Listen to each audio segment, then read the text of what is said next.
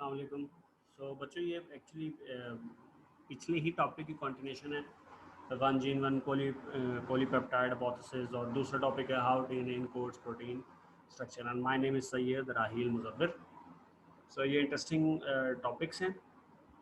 जैसे one gene one polypeptide it means के एक जीन जो है वो एक पॉलीपेप्टाइड बनाता है। एक्चुअली इसका ये कॉन्सेप्ट है। इसके थोड़ा सा हम बैकग्राउंड में जाते हैं बीटल टॉटम वाले एक्सपेरिमेंट में।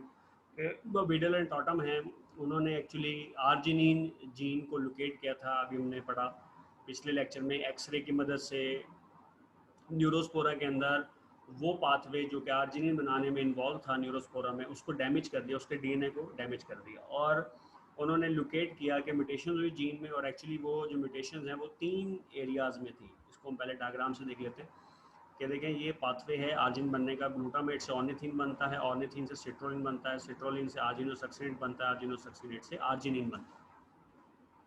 और इसमें 4 एंजाइम यूज होते हैं। एंजाइम ई ऑर्निथिन बनाता है, एंजाइम एफ ऑर्निथिन से सिट्रोलिन बनाता है, एंजाइम जी आर्जिनोसक्सिनेट बनवाता है, एंजाइम एच आर्जिनिन बनवाता है। और ये 4 एंजाइम्स को बनाने की इन्फॉर्मेशन 3 क्लस्टर्स में, 3 एरियाज़ के अंदर मौजूद है। जीन क्लस्टर 1 से एंजाइम ई बनता है, जीन क्लस्टर 2 से एंजाइम एफ बनता है, जीन क्लस्टर 3 में फिर 2 पार्ट्स हैं। एक पार्ट से एंजाइम जी बनता है और एक से एच बनता है। तो एक्चुअली 3 एरियाज़ के अंदर म्यूटेशन हो सकती थी एक्सरे की वजह से। हो सकता है एक्सरे की वजह से ऑर्निथिन बनाने की इन्फॉर्मेशन ना हो सकी हो, बन सकी हो। ठीक है, हो सकता है कि एक्सरे की वजह से सिट्रोलिन बनाने वाला पार्ट डीएनए का डैमेज हो गया हो, या हो सकता है कि एक्सरेस की वजह से एंजाइम जी या एंजाइम एच को बनाने वाला डीएनए डैमेज हो चुका हो। बहरहाल 3 क्लस्टर्स के अंदर उन्होंने पॉइंट आउट किया कि ये 3 पाथवेज, ये 3 एरियाज अगर डैमेज हो जाए तो आर्जिनिन नहीं बन सकता।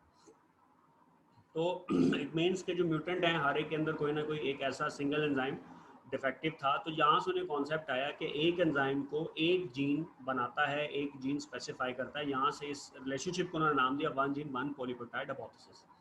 लेकिन बाद में फिर ये देखा गया कि एक एंजाइम में बहुत सारी चेंज होती हैं, तो ये हाइपोथेसिस चेंज हो गया और फिर ये हो गया one gene to one polypeptide hypothesis.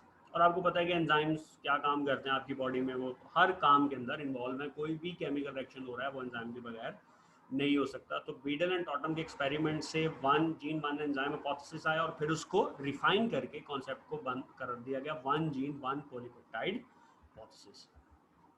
फिर इसी से रिलेटेड है कि डीएनए प्रोटीन स्ट्रक्चर को इनकोड कैसे करता है।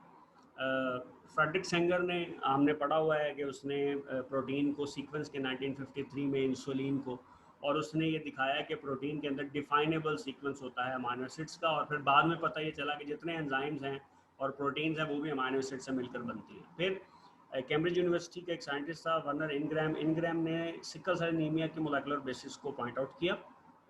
उसने ये कहा कि सिकल सेल एनीमिया जो एक प्रोटीन डिफेक्ट की वजह से होता है, और ये मेंडेलियन डिसऑर्डर यानी मेंडेलियन ट्रेट में डैमेज की वजह से होता है।